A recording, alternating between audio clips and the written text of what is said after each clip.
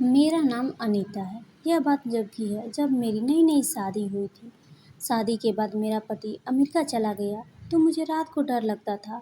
मैं अपनी कुंवारी ननद को अपने पास सुला लेती थी, लेकिन लाइट बंद होते ही मुझे कुछ ठंडा ठंडा सा महसूस होता। एक रात डर की वजह से मैंने लाइट जलाई तो मेरे पांव तले जमीन निकल गई, क्योंकि हमेशा से ही मैं एक जॉइंट फैमिली सिस्टम में पली बड़ी थी और एक भरे पूरे घर में रहने की आदी थी। हमारे छोटे से घर में भी सब लोग एक साथ मिलजुल कर रहते थे। ऐसे घर में तन्हाई और अकेलापन तो सवाल ही नहीं पैदा होता। ऐसे में मैं विदा होकर एक बहुत बड़े बंगले में आ गई, जहाँ मेरे और मेरे पति के अलावा सिर्फ एक सास और एक ननद ही रहती थी। शादी के शुरू के दिनों में तो मुझे उस बंगले में वह महसूस होती थी, क्योंकि वहाँ हर वक्त एक खामोशी से छाई रहती। मेरी ननद सुबह होते ही कॉलेज चली जाती और फिर दोपहर को वापस लौटती थी। मेरे साथ सारा सारा दिन अपने कमरे को अंदर से बंद करके टीवी देखती रहती थी। और मेरा पति परदेश से कुछ दिनों के लिए वापस आया हुआ था। वह अपने दोस्त से मुलाकातें करने में इतना व्यस्त था, क्योंकि उसकी वापसी के दिन करीब आ रहे थे। घर में 4 नौकरानियाँ भी मौजूद थीं, जो सारा दिन काम करती और फिर शाम को अपने घर को वापस लौट जाती थीं। जब मेरी शादी अनिल से हो रही थी, तो मेरे खानदान वाले मुझे बहुत खुशनसीब किस्मत समझ रहे थे और कह रहे थे, तुम बहुत नसीब वाली हो, जिसकी शादी अनिल जैसे लड़के से हो रही है। वो बहुत अच्छा काम करता है और उसका बहुत बड़ा घर है। उस घर में तुम हमेशा रानी बनकर रहा करोगी।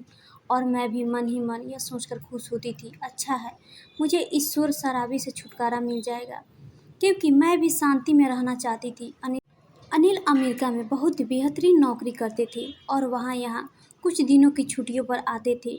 जब उनको मैं एक शादी में मिली थी, मुझे देखते ही उन्होंने मुझे पसंद कर लिया था और अपनी माँ से कहकर मेरे लिए मेरे घर पर रिश्ता भिजवा दिया था। अनिल के पास किसी चीज़ की कोई कमी नहीं थी।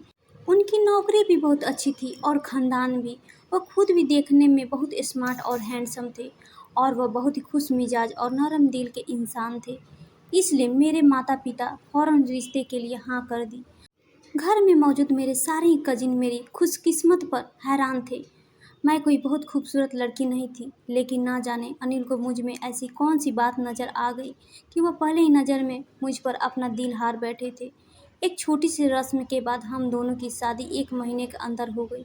दोनों परिवार ही हर बात पर राजी हो गए थे, इसलिए हमारी शादी जल्दी जल्दी में हो गई। किसी को भी कोई परेशानी नहीं थी। वो कहते हैं ना, पैसा फेंक तमाशा देख, बिल्कुल ऐसे ही मेरे पिता ने भी पैसे के बल पर सारे इंतजाम जल्दी जल्दी कर लिए थे और मेरे माता पिता ने दिल खोलकर मेरी शादी की और पैसा पानी की तरह बहा दिया। अनिल भी अपने माँ बाप का इकलौता बेटा था, इसलिए उन्होंने भी शादी की तैयारी में कोई कसर नहीं छोड़ी थी और मेरे लिए एक से बढ़कर एक कपड़े और जेवर लाए थे। अपने बारात वाले दिन मैं दुल्हन बनी बहुत ही अच्छी लग रही थी। फेरों के बाद जब अनिल को और मुझे एक साथ बैठाया गया, तो हर किसी ने हमारी जोड़ी की तारीफ की और कहा, चांद सूरज की जोड़ी है, और बहुत ही दुआएं भी दी थी। मैं विदा होकर अनिल के घर आई तो इतना बड़ा बंगला देखकर हैरान रह गई। मेरा और अनिल का कमरा ही मेरे आगे घर के बराबर था। कमरे को असली फूलों से सजाया गया था और कीमती फर्नीचर से उसे कमरे में अलग ही रौनक आ रही थी। लेकिन इन सब में भी कहीं ज़्यादा कीमती चीज़ जो मेरे नज़दीक बहुत ही खास थी, वह अनिल की मोहब्बत थी। शादी की रात अनिल ने मुझे अपनी मोहब्बत का बहुत ही बेचैन शब्दों से इजहार किया था।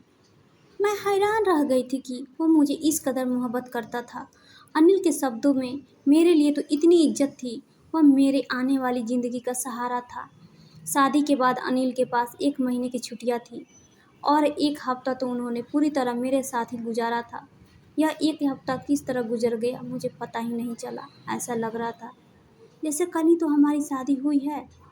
अनिल हर वक्त मुझे अपनी मोहब्बत का इजहार करते और मेरी मोहब्बत के गुण गाते। एक हफ्ते बाद अनिल कहने लगे कि वह अपने रिश्तेदारों और दोस्तों से मुझे मिलवाना चाहते हैं, क्योंकि फिर वह 2 साल के लिए अमेरिका चले जाएंगे। इस वक्त मुझे एहसास हुआ कि मैं और अनिल कुछ ही वक्त के लिए साथ हैं और फिर हमारे दरमियान जुदाई आने वाली है। अनिल के जाने का सोचकर मैं घबरा गई थी। मेरी सास और ननद ने मुझे ज़्यादा वक्त नहीं दिया था, बल्कि उन्होंने मुझे और अनिल को एक साथ वक्त गुजारने का मौका दिया था। यह उनकी बहुत अच्छी बात थी। जबकि उनका बेटा भी इतने सालों से घर वापस आया था। उनका भी मन होता होगा कि उसके साथ समय बिताने का, लेकिन उन्होंने ज़्यादातर हम दोनों को ही एक दूसरे के साथ समय बिताने का मौका दिया। सारा समय अनिल के साथ ही होती थी, इसलिए मुझे अपनी नंद से दोस्ती करने का मौका भी नहीं मिला। वैसे भी वो अपनी पढ़ाई में बहुत बिजी रहती थी और मैं यह सोचकर ही परेशान हो रही थी कि अनिल के जाने के बाद मैं इतने बड़े घर में क्या करूँगी। अनिल सुबह होते ही अपने दोस्त के साथ निकल जाते और मैं सारा दिन बंगले में यहाँ से वहाँ फिरती रहती। थोड़े ही दिनों में मैं जान गई थी कि मेरी सास को अकेले बैठकर टीवी देखने का बहुत ही शौक था। वो सारा दिन तेज आवाज़ में टीवी देखती थी।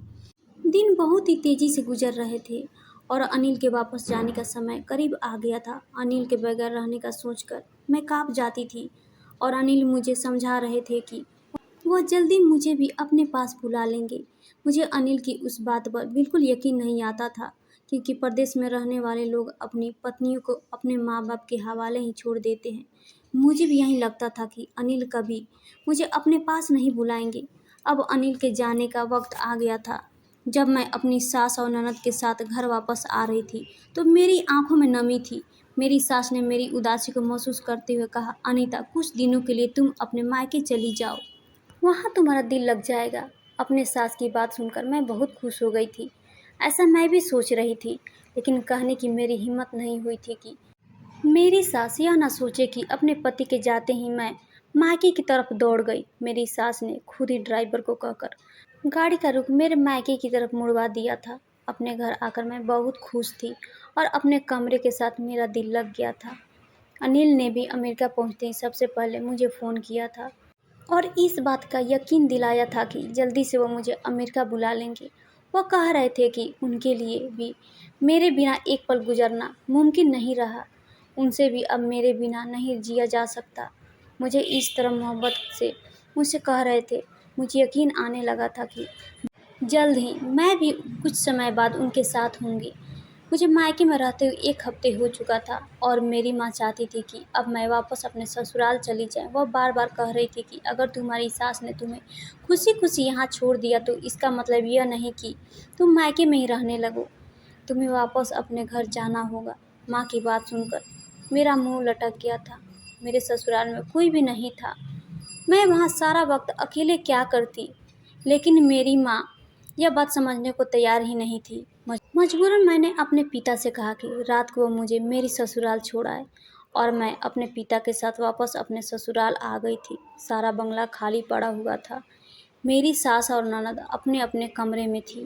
मैंने अपनी सास के कमरे में जाकर उन्हें अपने आने के बारे में बताया तो वो मुझे देखकर खुश हो गई और कहने लगी, क्या अभी तुम जाओ और सो जाओ, सुबह नाश्ते के टेबल पर मिलते हैं। वह तो टीवी में कोई फिल्म देखने में पूरी तरह से मग्न थी और उन्हें मालूम कोई दिलचस्प भी नहीं लग रही थी। मैं एक नज़र उन पर डालकर उनके कमरे से बाहर निकल आई और अपने कमरे में बैठ गई, लेकिन थोड़ी ही देर में मेरा दिल अजीब सा होने लगा। घर में छाया हुआ सन्नाटा मुझे वह सपना लग रहा था। अकेले ही अकेले मुझे डर लग रहा था। मैं अकेली थी और आज मुझे पता चला था कि मुझे अकेलेपन से डर लगता है। मेरे मायके में तो अपने कमरे में बैठकर ही बाहर से आने वाली आवाज़ों में से मेरी जान नहीं छूटती थी। कभी मेरे भाइयों बहन का झगड़ा हो रहा होता तो कभी चाची हंस हंस कर चाचा को दिन भर के किस्से सुना रही होती थी। वह आवाज़ जो कभी मुझे परेशान करती थी, आज मुझे उन आवाज़ों की कमी महसूस हो रही थी। लड़की के लिए अपना घर बार छोड़ने कितना मुश्किल होता है, इस बात का अंदाज़ा शायद कोई मर्द कभी नहीं समझ सकता। मेरी आंखों में आंसू आ रहे थे और मैं अकेले ही अकेले रो रही थी। मुझे अपना घर और अपने परिवार की बहुत याद सता रही थी। कुछ देर तो मैं यहाँ से वहाँ टहलकर खुद पर काबू पाने की कोशिश करने लगी, लेकिन उसके बाद एक ख्वाब से मुझ पर हावी हो गया और मेरे लिए अपने कमरे में रुकना भी मुश्किल हो गया। सर्दियों के दिन थे, लेकिन डर के मारे मेरा शरीर पसीना पसीना हो रहा था। मुझे अपने कमरे की खिड़की पर कुछ साया सा महसूस हो रहा था, जबकि खिड़की घर के बगीचे में खुलती थी और इतनी सर्दी में तो कोई रात के इस वक्त बगीचे में आकर क्या करेगा। मेरी सास और ननद अपने अपने कमरे में थी। मैं फौरन ही अपने कमरे से निकलकर अपनी ननद के दरवाजे पर पहुंच गई और ज़ोर ज़ोर से उसका दरवाज़ा पीटने लगी। काफ़ी देर बाद उसने दरवाज़ा खोला और मुझे देखकर हैरत से पूछने लगी कि भाभी, आप घर वापस कब आई? मैं रोते हुए उसके गले लग गई और रोते हुए मैंने कहा, कविता, मुझे अकेले में डर लगता है। मैं अकेले कमरे में बिल्कुल भी नहीं सो सकती। तुम मेरे साथ मेरे कमरे में चलो और वहीं पर सो जाओ। कविता ने मेरी बात मान ली और वह अपना कमरा बंद करके मेरे कमरे में चली आई। कविता के कमरे में आ जाने से मुझे थोड़ी राहत मिली थी और मैं सुकून से लाइट बंद करके बिस्तर पर लेट गई। कभी कभी मुझसे कुछ दूरी पर सोने के लिए लेट चुकी थी। उसने पहले ही कह दिया था कि मैं बहुत थक गई हूँ, इसलिए रात में मुझे तंग मत करिएगा। उसके पेपर हो रहे थे और वह सवेरे जल्दी उठती थी, इसलिए मेरे बराबर में लेटे ही उसने अपनी आंखें बंद कर ली थी। थोड़ी देर में मुझे भी नींद आ गई थी, लेकिन अचानक ही नींद में मुझे कुछ ठंडा सा महसूस हुआ। डर के मारे मेरी रीढ़ की हड्डी सनसन उठी थी। कमरे में हीटर चल रहा था और ऐसे में ठंडा का एहसास कैसे हो सकता था। पहले मैंने सोचा कि मैं कविता को आवाज़ देकर उठा दूं, लेकिन फिर मुझे अजीब सी शर्मिंदगी महसूस होने लगी। सविता मेरी छोटी ननद थी। वह मेरे बारे में क्या सोचती कि भाभी इतनी डरपोक है कि मुझे अपने साथ सुलाने के बावजूद भी वह डर रही है। शर्मिंदगी की वजह से मैं कविता को आवाज़ नहीं दी, बल्कि अपनी जगह पर ही खामोश लेटी रही। मेरे मन में बहुत गलत गलत ख्याल आ रहे थे। मैं सोचती रही और ना जाने किस वक्त में लेटे मुझे नींद आ गई। मुझे पता ही नहीं चला। सुबह को जब मेरी आँख खुली तो कविता सोफे पर बैठी हुई थी, पढ़ाई कर रही थी और दिन निकल चुका था। मुझे जगता हुआ देखकर कविता कहने लगी कि भाभी, अगर आपको डर न लग रहा हो तो क्या मैं अपने कमरे में चली जाऊं? मैंने शर्मिंदगी से मुस्कुराते हुए कहा, हाँ चली जाओ, लेकिन हर रात इसी तरह मेरे कमरे में आकर सो जाना। कविता ने अफसोस भरी नज़र मुझ पर डाली और अपने कमरे में चली गई। दिन में जब अनिल का फ़ोन आया तो मैंने उसे सारी बातें बताई कि रात में डर के मारे परेशान थी। मेरी बात सुनकर वो ज़ोर ज़ोर से हंसते हुए कहने लगे कि हम सालों से इसी बंगले में रह रहे हैं, इसलिए फ़िक्र की कोई बात नहीं, तुम्हें परेशान होने की ज़रूरत नहीं। तुम तो ऐसे डर रही हो जैसे तुमने भूत देख लिया हो। अनिल मुझसे मिलने के लिए बेकरार थे कि जल्द ही सारा बंदोबस्त हो जाए और फिर हम एक साथ होंगे।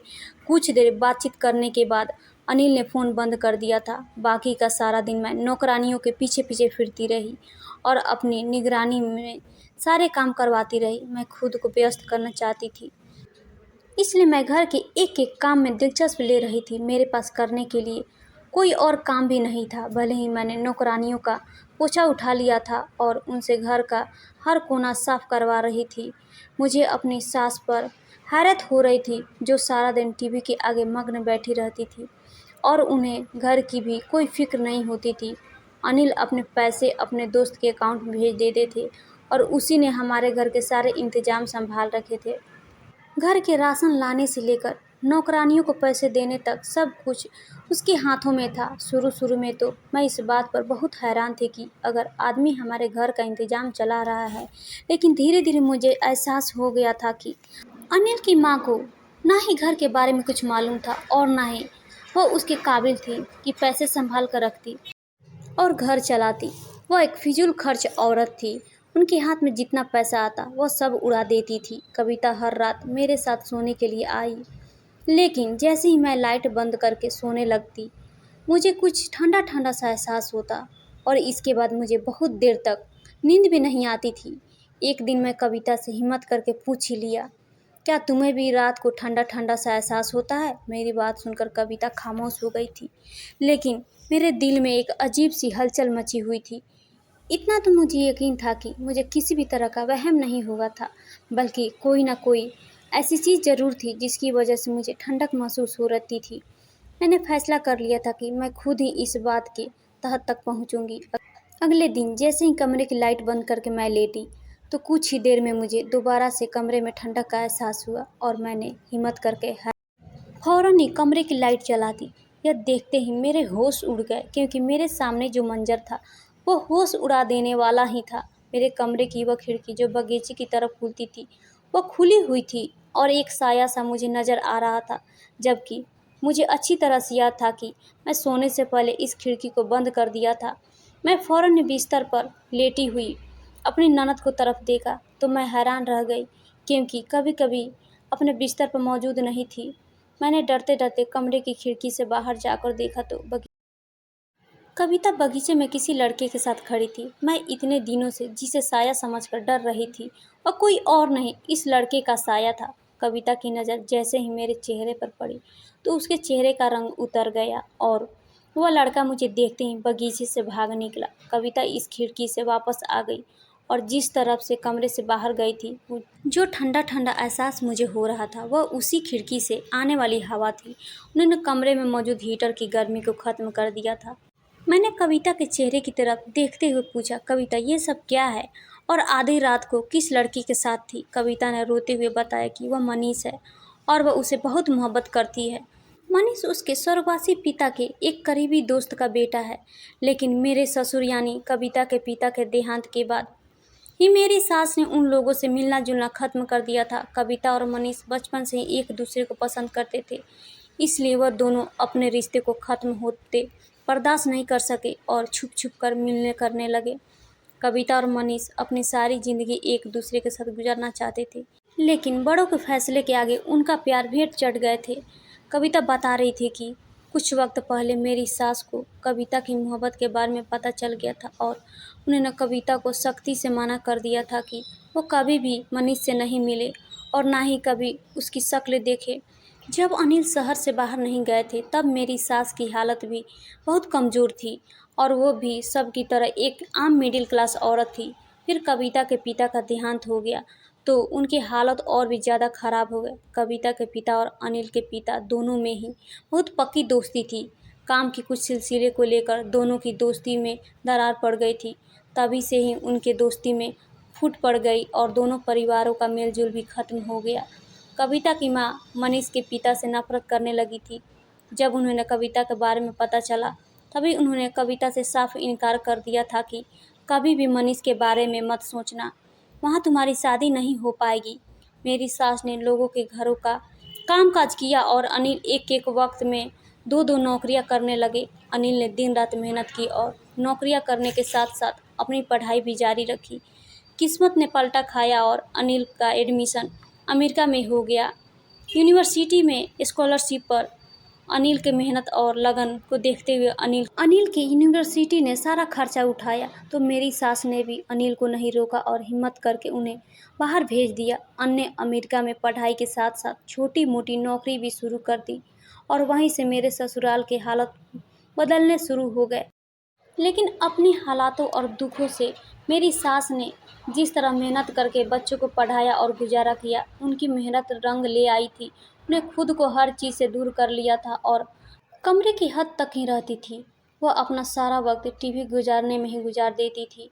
अनिल की डिग्री भी पूरी हुई तो उनको अमेरिका में ही बहुत अच्छी नौकरी लग गई और मेरी सास ने भी उन्हें यह सोचकर वापस नहीं बुलाया कि यहाँ उनके लिए कुछ नहीं रखा है। जो अनिल के रिश्तेदार थे वह भी उनके साथ नहीं देते, लेकिन पैसा देकर वापस आ गए थे। मेरी सास ने किसी को भी दोबारा अपनी ज़िंदगी में आने की इजाज़त नहीं दी थी, लेकिन इस समय मनीष और कविता का रिश्ता मिल गया था। कविता ने मुझे हर एक छोटी से छोटी बात बताई थी और वह मेरे पास बैठी रो रही थी, क्योंकि उसके लिए मनीष के बिना ज़िंदगी गुजारना बहुत ही मुश्किल हो गया था।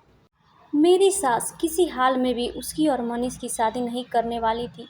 अनिल को कविता और मनीष के बारे में कुछ भी नहीं पता था। यह सुनकर मैंने कविता से कहा, तुम परेशान मत हो, मैं अनिल से बात करूंगी। वह एक पढ़े लिखे समझदार इंसान है और मुझे यकीन है कि वह ज़रूर तुम्हारा साथ देंगे, क्योंकि पुरानी बातों को लेकर अपने आने वाले कल के फैसले नहीं कर सकते। मैंने कविता को दिलासा देते हुए समझाया। फिर हम दोनों सोने के लिए लेट गए थे। तभी से ही मुझे अनिल के फ़ोन आने का इंतज़ार था। मैं चाहती थी कि उसकी बहन अपनी ज़िंदगी में वह सारी खुशियाँ देखे जिन्हें वह आपके ना होने की वजह से नहीं देख पाई।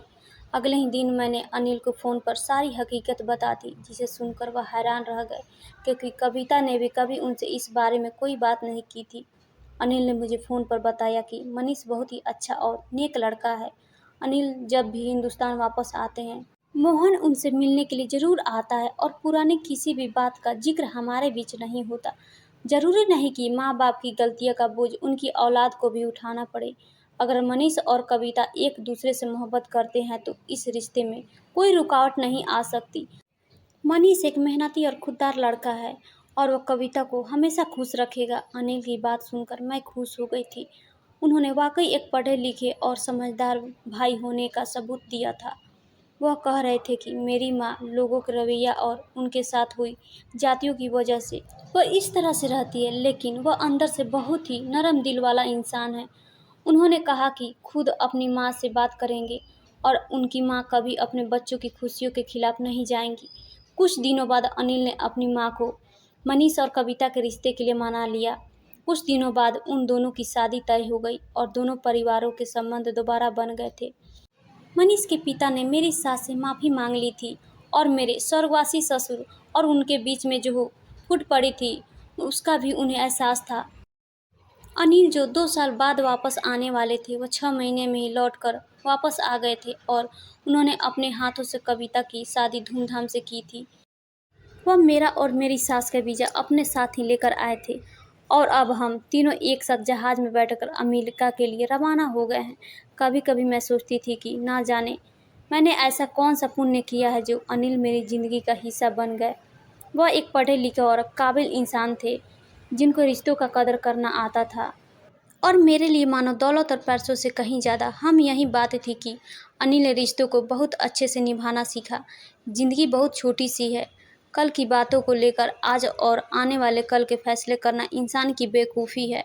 जो कुछ बड़ों ने कर दिया उसको बच्चों की ज़िंदगियों से जोड़ना यह कहाँ का इंसाफ है। मैं यही कहना चाहूँगी कि अपने बच्चों को रिश्ते का एहसास कराना सिखाएं और रिश्तों को निभाते रहें।